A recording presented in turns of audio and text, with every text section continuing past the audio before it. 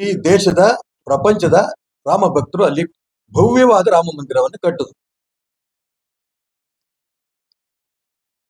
₹1 ಕೂಡ ಸರ್ಕಾರದಿಲ್ದೇನೆ ಚಿನ್ನ ಬೆಳ್ಳಿ ಸಾವಿರಾರು ಕೋಟಿ ಹಣವನ್ನ ರಾಮ ಭಕ್ತರು ಕೊಟ್ಟರು.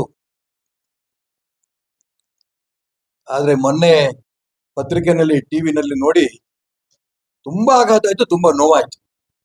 ಒಂದು, ಈ ಲೂಟಿಕೋರರು ಯಾರಿದ್ದಾರೆ ಇವ್ರನ್ನ ತನಿಖೆ ಮಾಡಿ ಅವ್ರ ಬಗ್ಗೆ ಉಗ್ರವಾದ ಒಂದು ಕ್ರಮ ತಗೊಳ್ಳೇಬೇಕು. ಇದರಲ್ಲೇನು ಅನುಮಾನ ಇಲ್ಲ. ಇದ್ರಲ್ಲಿ ಯಾರ್ಯಾರಿದ್ದಾರೆ ತನಿಖೆ ಮುಖಾಂತರನೇ ಹೊರಗೆ ಬರ್ಬೇಕು. CCTV ಆ ಕ್ಯಾಮ್ರಾವನ್ನ 6 ತಿಂಗಳು ಮುಂಚೆನೆ ಹಾಳು ಮಾಡಿ 200 ಬೆಳ್ಳಿ 1 kg ಇಟ್ಟಿಗೆಗಳು ನಾಪತ್ತೆ, ಬಂಗಾರ ನಾಪತ್ತೆ. ಓದಕ್ಕೆ ಆಶ್ಚರ್ಯ ಆಗತ್ತೆ ಮತ್ತು ನೋವಾಗತ್ತೆ. ನಾನು ಹೇಳ್ತಾ ಇರೋದು, ಇದನ್ನ ಕೇಂದ್ರ ಸರ್ಕಾರ ಹಗುರವಾಗಿ ತಗೊಂಡಿಲ್ಲ ಅಂತ ನಾನು ನಂಬಿದ್ದೇನೆ. ಆದ್ರೆ ಈ ದಿಕ್ಕಿನಲ್ಲಿ ಯೋಚನೆ ಹೆಂಗ್ ಮಾಡಿದ್ರು? ರಾಮ ಮಂದಿರ ಕಟ್ಟಿರೋದು ಎಷ್ಟರ ಮಟ್ಟಿಗೆ ಇತಿಹಾಸವನ್ನು ಸೃಷ್ಟಿ ಮಾಡ್ದೋ, ಈ ಲೂಟಿನೂ ಕೂಡ ಇಡೀ ರಾಮ ಭಕ್ತರಿಗೆ ಒಂದು ಎಚ್ಚರಿಕೆ, ಸರ್ಕಾರಗಳಿಗೂ ಎಚ್ಚರಿಕೆ.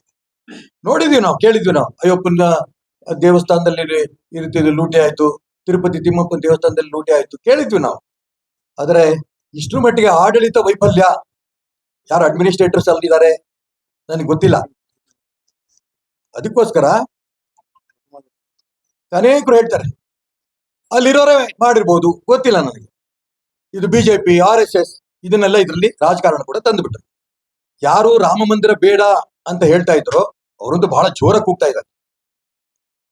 ಅಲ್ಲಿ ದೇವಸ್ಥಾನ ಕಟ್ಟಿ ಯಾಕೆ ಕಟ್ಟಬೇಕು, ಆಸ್ಪತ್ರೆ ಕಟ್ಲಿ, ಶಾಲೆ ಕಟ್ಲಿ ಅಂತ ಹೇಳ್ತಿದ್ದವರು ಇವತ್ತು ಲೂಟಿ ಬಗ್ಗೆ ಅವ್ರ ಗಮನ ಹರಿಸ್ತಾ ಇರೋದು ತುಂಬಾ ಸಂತೋಷ.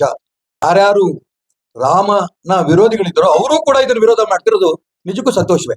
ನಾನು ಅದಕ್ಕೋಸ್ಕರ ಇದರಲ್ಲಿ ಯಾರ್ಯಾರು ಇದ್ದಾರೆ ಅವ್ರ ಬಗ್ಗೆ ಸೂಕ್ತ ಕ್ರಮ ಆದಷ್ಟು ಬೇಗ ತಗೋಬೇಕು.